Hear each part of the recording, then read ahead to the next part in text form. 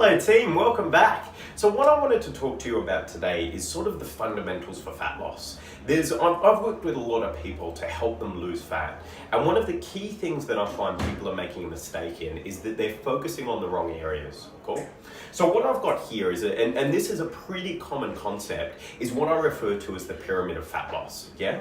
So again, the number one thing that we need to focus on in order to lose fat is being in a weekly calorie deficit. So not just daily, but a weekly calorie deficit. Cool? So that is the foundation for our pyramid.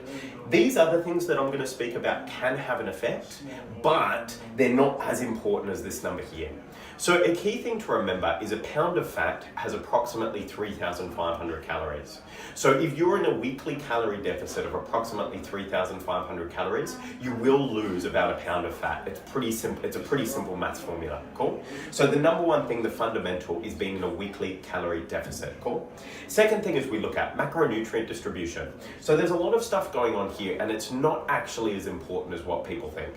Generally, what we want to focus on is if you can try and get 1 gram of protein per pound. Cool. So let's say, for example, you're 200 pounds, you'd be aiming for about 200 grams of protein. 150 pounds, 150 grams of protein, give or take. Cool. Reason why this is important is because protein can help keep you fuller for longer, so it means that you're not going to go after snack foods. It's got plenty of amino acids, which is the building blocks of your muscle. And again, your muscle is what's going to make you look good and burn fat longer term, which is a key thing. Cool. Now, the other thing to look at is there's a lot of information out there as to whether you should be eating more carbs or more fats. Now, there is research to support people doing one way or the other, but truthfully, the impact it has on your results is not very much. Cool. If you're someone who really enjoys eating fats, so avocado, bacon, all that kind of stuff, cool, go for it. Eat your fats, yeah? If you're someone who enjoys eating pasta, rice, and all that kind of stuff, get your rice in, cool? But the number one thing that we look at is being in a weekly calorie deficit, cool? Then from there, focus on getting 1 gram of protein per pound. Then the next two things for us to look at is just look at what calories you've got left over, and then you determine whether you want to be getting more of them from carbs or more of them from fats. Just base it off how you feel. Next thing that we take into account is what I'm going to refer to as thermogenesis. Now, this is a very broad topic, so I'm just going to include general activity in this as well.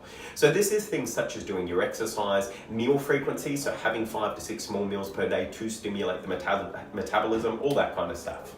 If we look at this point in depth, yes, it can assist your fat loss, but if you're in a calorie surplus, it does not matter if you're having 5 to 6 meals per day, your body is not going to burn fat at all. Cool? The level in which this will stimulate your metabolism, the rate at which your body burns energy, is not going to offset a calorie surplus. Cool? So we want to be in a calorie deficit first, 1 gram protein per pound. Then what we want to look at is, if you're still feeling comfortable, you can look at increasing your meal frequency. To be honest, if you don't like breakfast, you don't need breakfast in order to achieve great fat loss. It's not the most important thing.